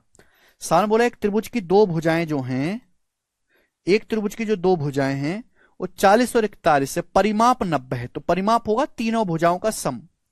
40 41 81 और 9 90 है, यानी कि एंगल 90 डिग्री का और राइट एंगल ट्राइंगल बन गया। इसका एरिया क्या आएगा? 1/2, 90 डिग्री बनाने वाली साइड की गुणा 1/2, राइट एंगल बनाने वाली साइड की गुणा, यानी कि 180। डी ऑप्शन 180 सेंटीमीटर स्क्वायर इस सवाल का आंसर है। मुझे लगता है सब बालकों को ये बात अच्छी तरीके से समझ में आई है। आगे चलते हैं ना। नेक्स्ट टाइप मेरे प्यारे भाई, इस टाइप के बच्चों में आपको 2 क्वेश्चन करवाऊंगा। इस टाइप के ध्यान से सुनिएगा, 2 क्वेश्चन, ठीक है जी। नया कंसेप्ट नहीं है इसमें, जब नया कंसेप्ट आएगा तो मैं आपको नया कंसेप्ट भी बताऊंगा, ठीक है ना। छोटी सी शीट है ये जी मेरे प्यारे भाई। ये एक सवाल है जो एक स्पेशल क्वेश्चन है, ध्यान सुनेगा। इस सवाल में आपको निकालना है एंगल बाइसेक्टर की लंबाई, और आपको एंगल दिया हुआ है, आपको एंगल बाइसेक्टर की लंबाई निकालनी है, आपको एंगल दिया हुआ है। तो इसको सॉल्व करने का तरीका एकदम अलग होगा, ध्यान सुनेगा। त्रिभुज एबीसी में ए बी 8 है, ए सी 12 है। आपके सामने एक त्रिभुज एबीसी है इस प्रकार से।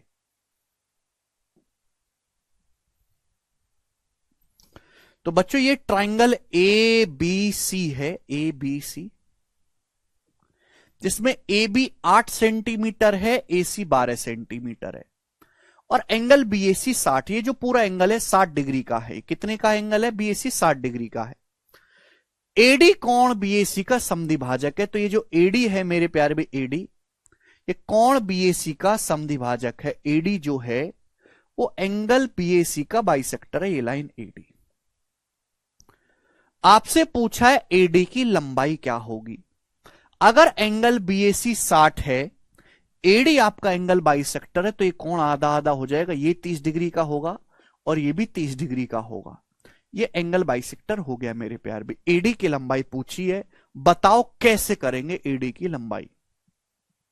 पता कैसे चलेगा कि समकोण त्रिभुज है? पता ऐसे चलेगा कि 9, 40, 41 ट्रिपलेट है, और मैंने आपको लिखवाया है पाइथागोरन ट्रिपलेट है जी। बच्चों आपके सामने त्रिभुज है एबीसी, ये 8 है मेरे दोस्ती, साइड 12 है। ये एंगल बीएसी 60 डिग्री है। एडी कौन समद्विभाजक है? कौन समद्विभाजक है? तो 60 का आधा आधा हो जाएगा। ये 30 डिग्री है, 30 डिग्री। आपको एडी की लंबाई बतानी है। कैसे करेंगे student? Sine rule, cosine rule, 30, 60, 90। Harsha कहां तुमने 30, 60, 90 देख लिया भाई? अरे 30, 60, 90 ही नहीं होता, केवल 30, 50, 100 भी तो हो सकता है। देखिए आप कई तरीके बता रहे हो, साइन रूल, कोसाइन रूल, आपकी सारी बातें सही हैं, सब तरीके से हो जाएगा, लेकिन जो मैं आपको बता रहा हूं वो बेस्ट है। अगर किसी भी सवाल में आपको साइड दी है, अगर किसी भी सवाल में आपको साइड दी है, साइड, और बीच का एंगल दिया है, और आपको कोई लेंथ पूछिए, लेंथ, तो आप हमेशा लेंथ की लंबाई, यहां तो एंगल बाइसेक्टर है, अगर कोई और भी लेंथ पूछा तो हमेशा आप इस साइड एडी की लंबाई निकालोगे एरिया को बराबर करके।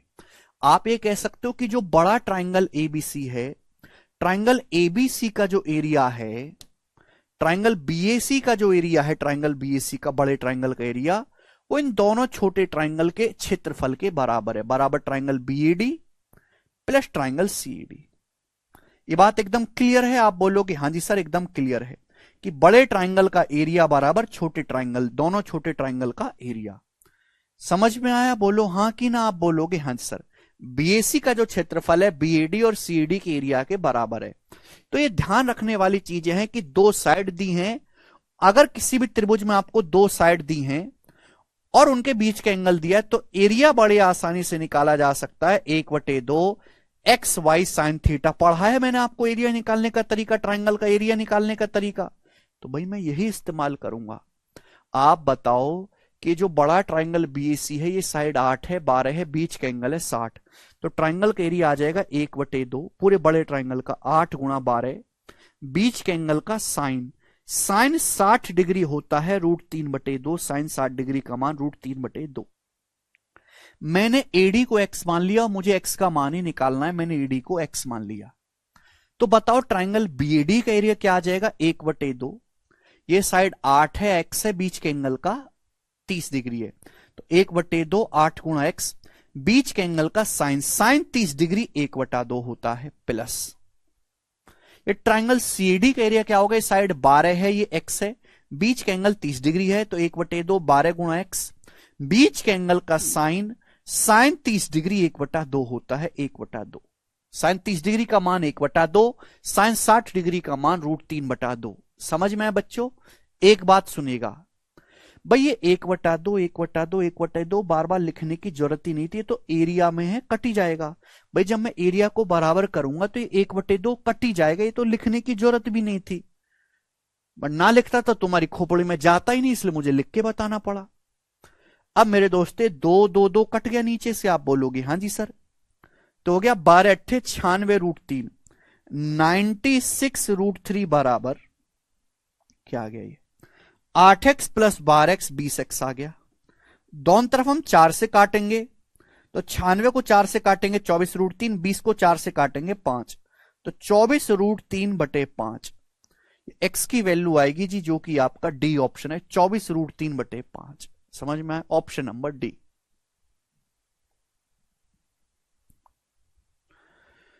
So we have to equate area triangle BAC area is equal to triangle BAD plus triangle CAD area। Area निकालने का कंसेप्ट ये है, किसी भी ट्राइंगल की दो साइड और बीच का एंगल दिया है तो एरिया बराबर 1/2 x by sine theta. Rahul कह रहे सर बेसिक से बताएं। राहुल और कौन सा बेसिक बताएं भाई, मुझे बताओ इससे नीचे और कौन सा बेसिक बताएं।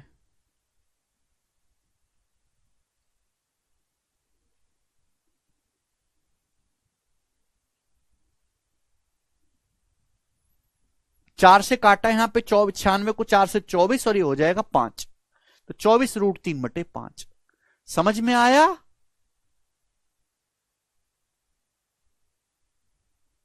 ठीक है भाई। देखो ये सब जो लाइन है ना, ये पेपर में लिखनी नहीं है, ये मैं आपको समझाने के लिए लिखता हूं, केवल समझाने के लिए। केवल एरिया को बराबर करना है। एरिया का फॉर्मूला याद किया है मैंने, पढ़ा है एरिया का फॉर्मूला, केवल एरिया को बराबर कर दिया, बात खत्म।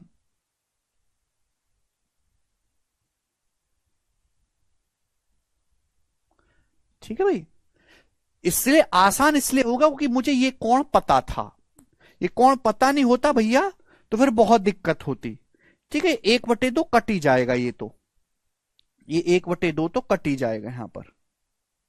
ठीक है भाई, चले एक सवाल और करेंगे ऐसा ही, बिल्कुल ऐसा ही सवाल।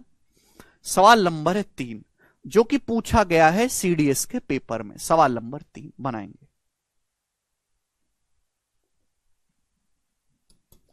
सीडीएस के एग्जाम में बनाओ।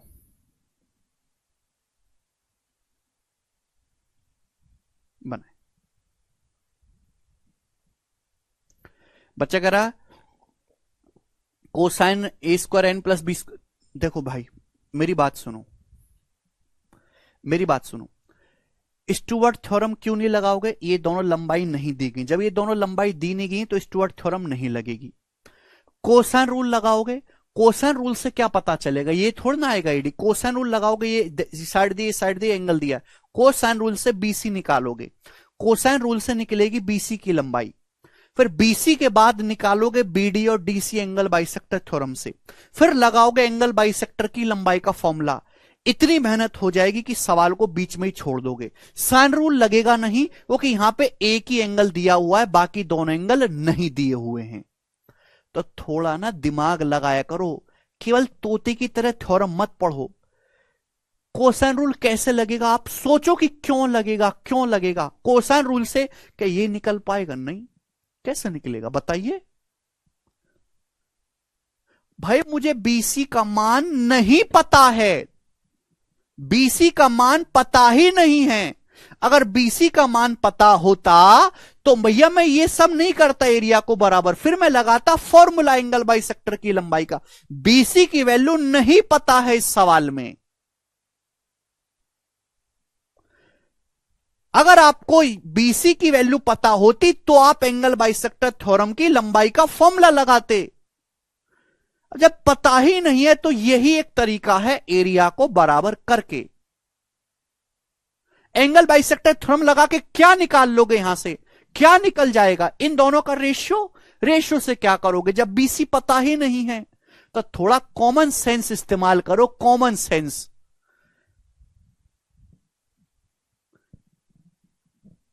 आगे चलेंगे, एक और सवाल करेंगे 3।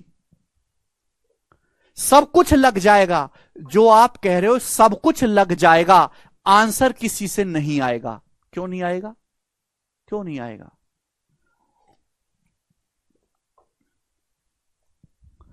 अगर आप यहां पे एंगल बाइसेक्टर थ्योरम लगाना चाहते हो तो पहले आपको बीसी की लंबाई निकालनी पड़ेगी। पहले बीसी की लंबाई निकालो कोसाइन रूल लगा के। बीसी का रेशियो है बेटा अर्चना, रेशियो अलग चीज है, एक्चुअल वैल्यू अलग चीज है। बीसी की लंबाई निकालो कोसाइन रूल लगा के, फिर एंगल बाइसेक्टर थ्योरम लगा के बीडी और सीडी की लंबाई निकालो। फिर यहां पे आप एंगल बाइसेक्टर थ्योरम की एंगल बाइसेक्टर की लंबाई का फॉर्मूला लगा के निकालो। और बहुत लेंदी सवाल हो जाएगा, आंसर नहीं आएगा। ये आसान तरीका है जो एक स्टेप में आपको आंसर देगा। अब बनाओ। आप सुनते ही नहीं हो भाई।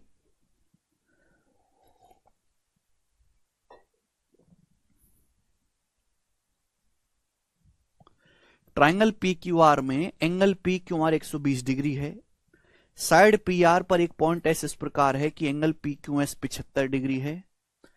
पी क्यू 16 है, क्यू आर 15 है, तो क्यू एस की लंबाई क्या होगी? बनाओ जी, ये सवाल आपके सामने है। कौन करेगा?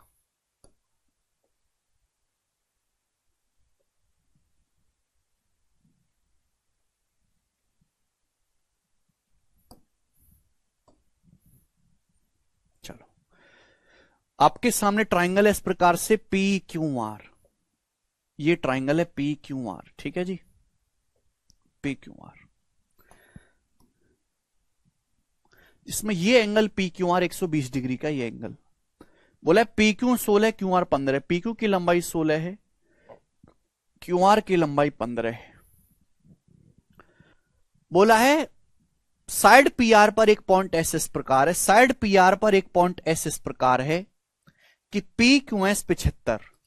साइड पी आर पर एक पॉइंट एस इस प्रकार है, साइड पी आर पर एक पॉइंट एस आपको इस प्रकार लेना है कि पी क्यू एस 75 डिग्री। तो आप इसको यहां से मिलाएंगे दोस्तों, तो जो पी क्यू एस है 75 डिग्री का है, 75 डिग्री का, 75 डिग्री का, ठीक है भाई, कोई परेशानी नहीं।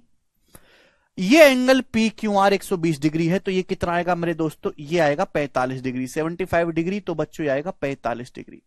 ओके, ये पूरा 120 है, ये पूरा 120 है, 75 है तो 45 हो जाएगा। 120 में से 75 घटाएंगे 45 डिग्री हो जाएगा।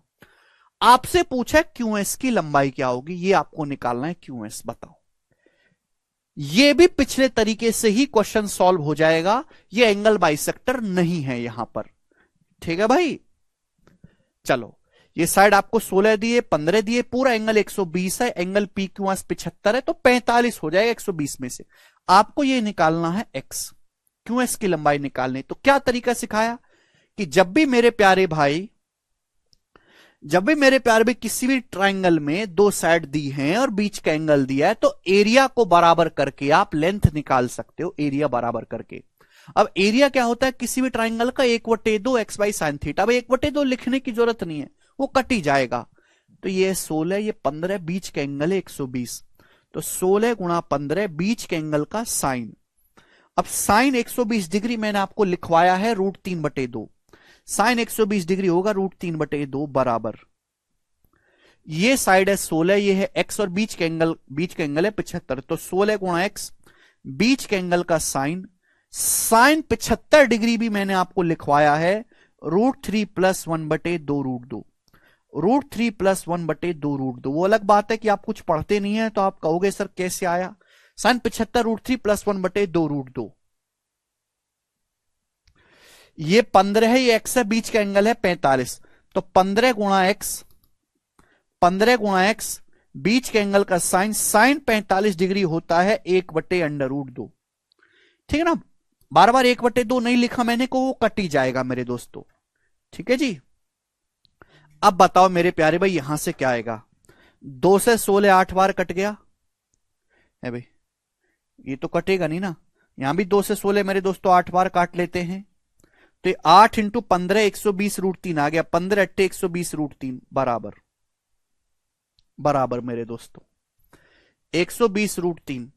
अब √2 यहां भी है, √2 यहां भी है, तो √2 तो एलसीएम ही आ जाएगा। रूट 2 तो एलसीएम ही आ जाएगा ना, रूट 2 यहां भी है, रूट 2 यहां भी है। अब 8x, देखो x x कॉमन ले लेते हैं, x यहां से कॉमन ले लेते हैं, यहां से और यहां से x कॉमन ले लेते हैं। ब्रैकेट में क्या बचेगा, ब्रैकेट में बचेगा 8√3 और 8 एकम 8, 8 प्लस 15, यहां से बचेगा 15, 23। तो 8 की √3 में गुणा करेंगे 8√3, फिर 8 की 1 में गुणा करेंगे 8, और 8 में जब ये x कॉमन ले लिया 15 बचा, 8 में 15 जोड़ूंगा 23, तो ये आएगा, यानी कि नीचे 23 आएगा। 23 ये वाला ऑप्शन आ गया, ए ऑप्शन। कॉमन ले लिया मैंने ऊपर से x, ठीक है भाई। √2 की यहां गुणा कर देंगे, √2 की √3 में 120√6, 120√6 अपॉन ये 8√3 प्लस 23 नीचे आ जाएगा, अपॉन 8√3 प्लस 23, ये x की वैल्यू आ गई। कौन सा ऑप्शन है मेरे प्यार भी, ऑप्शन नंबर है यहां से पहला, ये करेक्ट है, बात समाप्त। ठीक है जी, 23 को देखते ही पहला ऑप्शन आप मार्क कर देंगे। कर पाएंगे सवाल,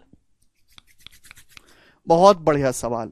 आगे चलते हैं नेक्स्ट कंसेप्ट की तरफ। नेक्स्ट कंसेप्ट क्या मतलब, ये वो सवाल है जो सवाल से ही सिखाए जाते हैं, ये वो क्वेश्चन है इनको अलग से नहीं, सवालों से ही एक्सप्लेन किया जाता है। ऐसे सवाल थे ये दोनों ही। नेक्स्ट आप बताएंगे जी सवाल नंबर 4 क्या होगा मेरे प्यारे भाई।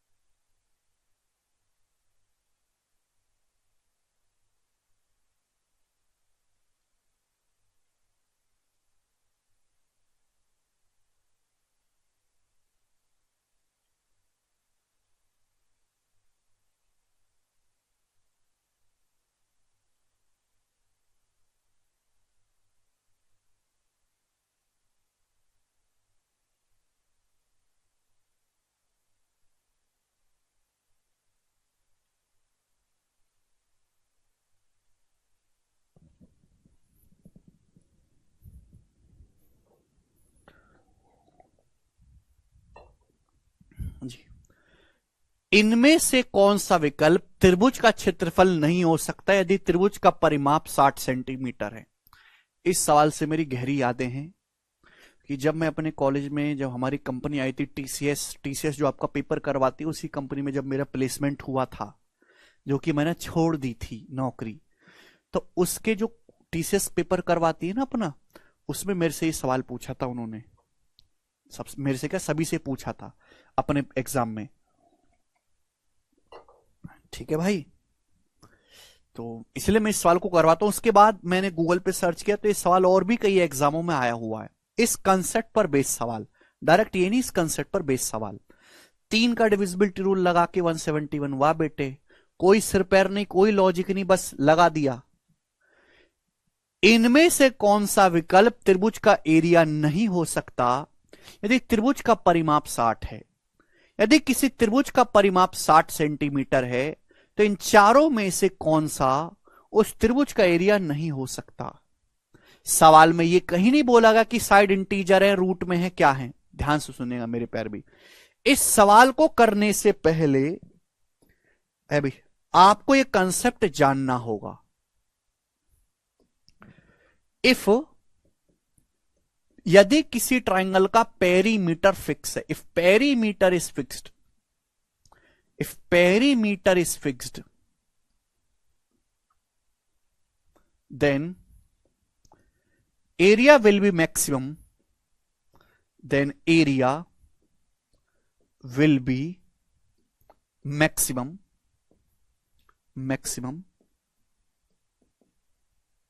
when triangle is equilateral।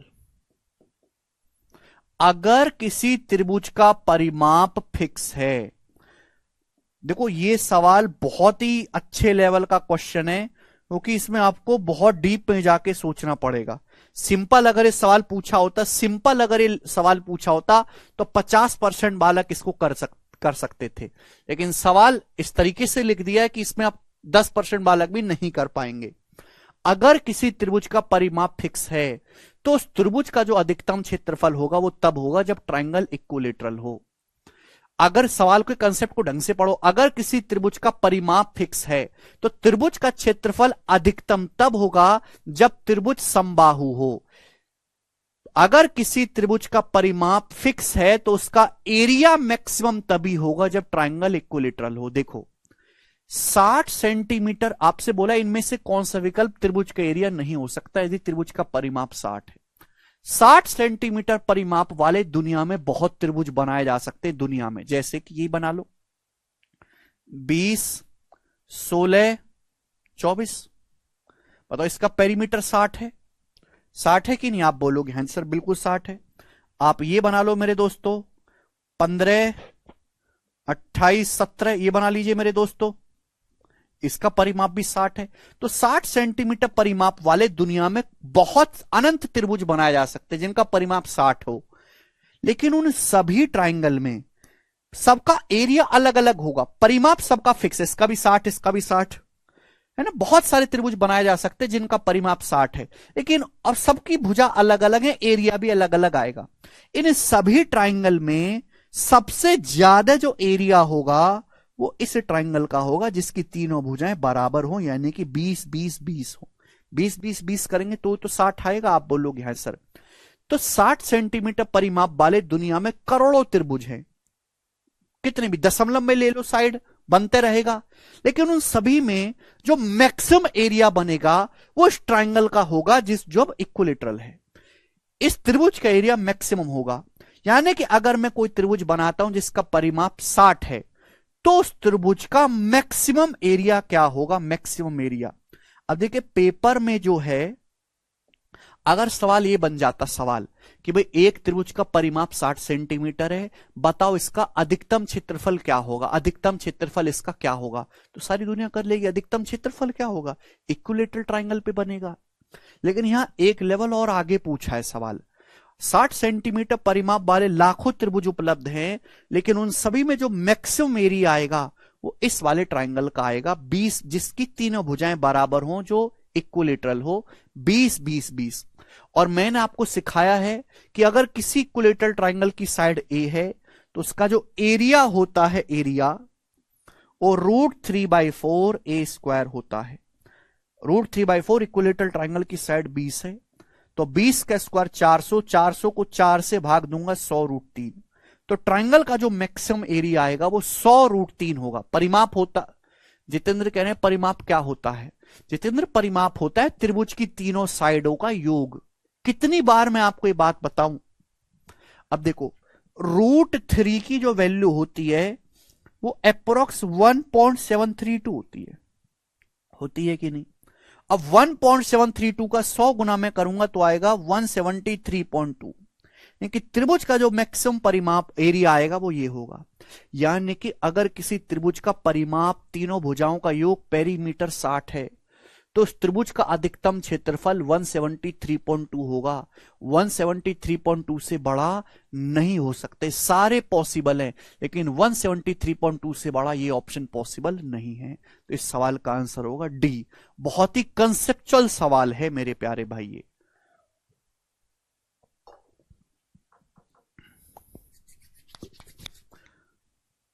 ठीक है भाई, मुझे लगता है कि आपको ये बात अच्छी तरीके से समझ में आई है। आगे चलते हैं, नेक्स्ट क्वेश्चन। 2 सवाल और बताऊंगा मेरे प्यारे भाई, ये बताएंगे जी। सवाल है आपके सामने यहां पर 5, बनाओ।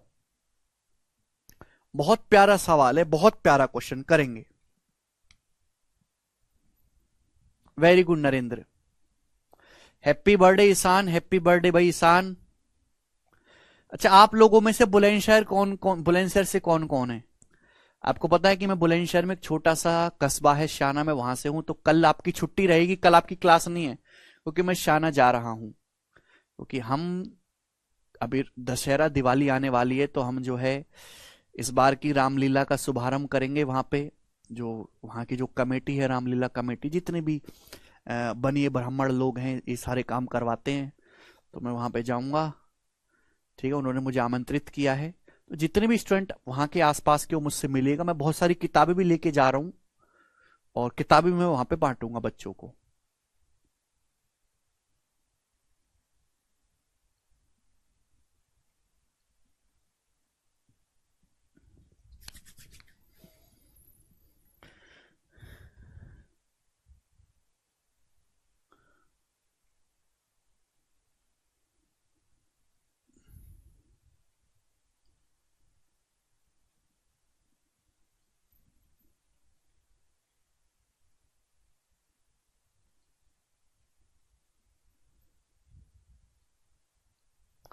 ठीक है भाई।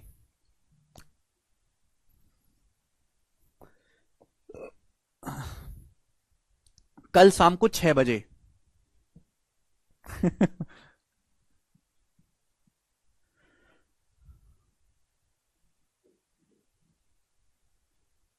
पटना भी आएंगे।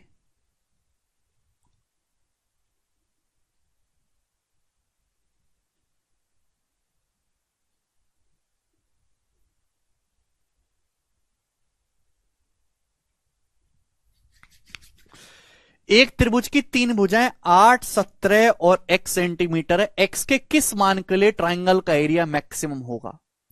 एक ट्राइंगल की 3 साइड मेरे दोस्तों 8, 17 और x हैं। x के किस मान के लिए ट्राइंगल का एरिया मैक्सिमम होगा? बताओ बच्चों। अरे छोड़ो, चलो ये बात छोड़ो, पहले सवाल करके बताओ। सवाल, सवाल का आंसर बताइए। एक त्रिभुज की 3 भुजाएं 8, 17 और x हैं। x के किस मान के लिए त्रिभुज का क्षेत्रफल अधिकतम होगा? x की किस वैल्यू के लिए? बनाएं। तो बच्चा कहेगा सर 8, 15, 17 ट्रिपलेट लगा दो सर। 15 आंसर। 15 नहीं है भाई, 15 नहीं है। ध्यान से सुनो, सवाल पे करो। 15 नहीं है। बोला एक त्रिभुज की 3 भुजाएं 8, 70 और x है। 2 भुजाएं तो पता है, तीसरी भुजा अननोन है। x की वैल्यू क्या होनी चाहिए जिससे कि ट्राइंगल का एरिया मैक्सिमम हो? x की वैल्यू क्या होनी चाहिए जिससे कि त्रिभुज का क्षेत्रफल अधिकतम हो? देखो भाई, मुझे ये दोनों भुजाएं पता है। मैंने मान लिया कि इनके बीच का ये जो वाला कोण है थीटा है। मैंने मान लिया कि इनके बीच का ये कोण थीटा है।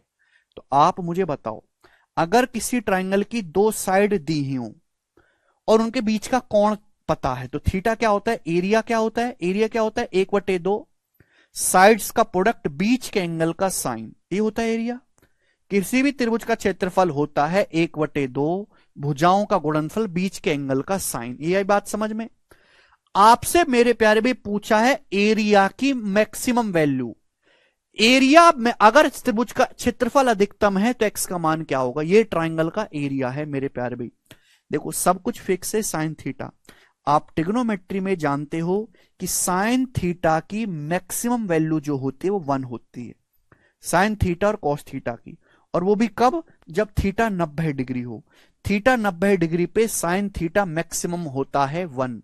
यानी कि इस ट्राइंगल का एरिया मैक्सिमम तभी होगा, ट्राइंगल का एरिया मैक्सिमम तभी होगा मेरे प्यारे भाई, ध्यान सुनिएगा। त्रिभुज का क्षेत्रफल एरिया मैक्सिमम तभी होगा जब साइन थीटा 1 हो। और साइन थीटा 1 तभी बनेगा जब ये वाला जो एंगल है ये 90 डिग्री का होगा। क्योंकि साइन 90 डिग्री क्या बनेगा मेरे प्यारे भाई? 1।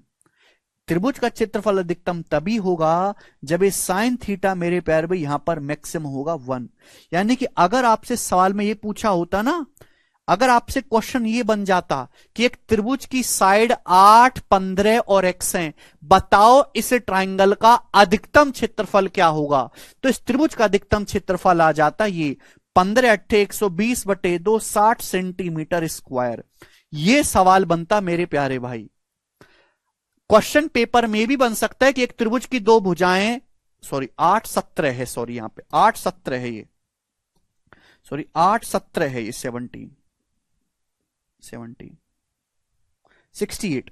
अगर आपसे सवाल में पूछा होता ना कि त्रिभुज का अधिकतम एरिया क्या होता, तो आप बताते 68, 68 आप बताते 68। क्लियर है? लेकिन आपसे ये नहीं पूछा। आपसे पूछा कि अगर ट्राइंगल का एरिया मैक्सिमम है तो एक्स का मान क्या होगा। तो भाई ये बहुत ही लॉजिकल सवाल है, आपको करके मजा आया होगा। अरे भाई साइन थीटा की मैक्सिमम वैल्यू 1 होती है, वो तब जब थीटा 90 डिग्री होगा मेरे प्यारे भाई। तो ये 8 है 17 है, तो 90 डिग्री के सामने ये x है, तो इसकी वैल्यू क्या होगी, 8 का स्क्वायर 64 और 17 का स्क्वायर 289, तो आ जाएगा √353।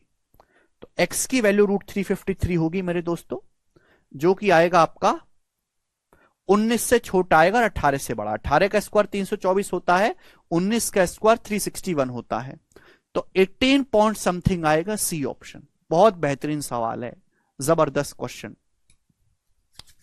तो 2 क्वेश्चन यहां से बन सकते हैं, ठीक है भाई। चलो एक लास्ट क्वेश्चन मैं आपसे पूछता हूं, बताओ।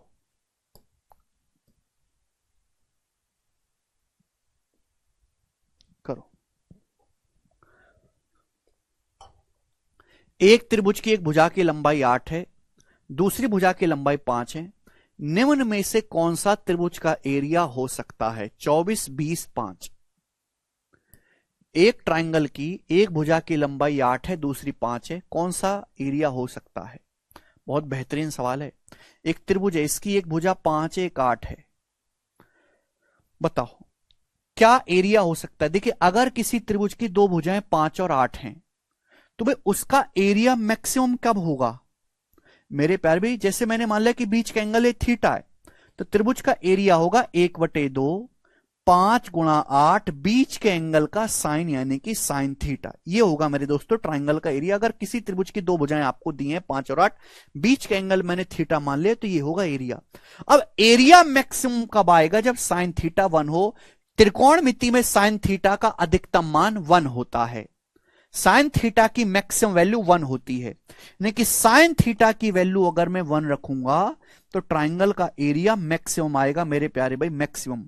साइन थीटा की वैल्यू अगर आप यहां पे 1 करोगे तो त्रिभुज का एरिया अधिकतम आएगा, जो कि होगा 20। यानी कि ट्राइंगल का एरिया 20 से ज्यादा नहीं हो सकता, 24 तो पॉसिबल ही नहीं है। ट्राइंगल का एरिया 20 हो सकता है, या तो ट्राइंगल का एरिया 20 होना चाहिए या 20 से छोटा होना चाहिए। 20 से छोटा 5 भी हो सकता है, बट ट्राइंगल का अधिकतम एरिया 20 होगा। जो भी ट्राइंगल का एरिया होगा वो 0 से तो बड़ा होना चाहिए, लेकिन 20 के बराबर होना चाहिए, 20 से छोटा होना चाहिए। ट्राइंगल का जो एरिया है वो 0 से बड़ा और 20 के बराबर या उससे छोटा कुछ भी हो सकता है मेरे प्यारे भाई। तो ट्राइंगल का एरिया 5 भी पॉसिबल है, 6 भी, 7 भी, 10.5 भी, 11 भी, 12 भी, कुछ भी हो सकता है ट्राइंगल का एरिया। आप साइन थीटा की वैल्यू देखो, ट्राइंगल का एरिया क्या है? 1/2 5 × 8 बीच के एंगल का साइन, साइन थीटा। आप साइन थीटा का मान बदलते जाओगे, ट्राइंगल का एरिया चेंज होता जाएगा, लेकिन मैक्सिमम एरिया ट्राइंगल का 20 ही आएगा, 20 से बड़ा नहीं हो सकता मेरे प्यारे भाई। अगर आपने साइन थीटा की वैल्यू 3/5 ले ली, सपोज 3/5, तो एरिया क्या आ जाएगा? एरिया आ जाएगा 12। तो यानी कि एरिया 0 से तो बड़ा होगा, लेकिन 20 से छोटा होगा। तो 0 और 20 के बीच में एरिया कुछ भी हो सकता है, 6, 7, 9, 11, 13, 17, लेकिन 20 से बड़ा नहीं हो सकता। जैसे जैसे आप एंगल चेंज करते जाओगे एरिया चेंज होता जाएगा। तो मिनिमम वैल्यू 0 होगी और मैक्सिमम 20 होगी, तो एरिया 20 भी संभव है, 5 भी पॉसिबल है, यानी कि आएगा इसका सेकंड एंड थर्ड ओनली। सवाल में यह पूछा कि निम्न में से कौन सा एरिया हो सकता है, मैक्सिमम एरिया नहीं पूछा। मैक्सिमम एरिया होगा ट्राइंगल का 20, लेकिन मिनिमम तो 0।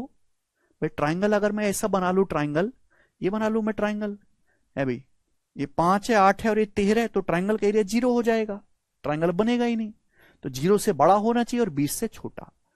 ओके चले, तो आज की कहानी को हम यही समाप्त करते हैं, बाकी कल करेंगे।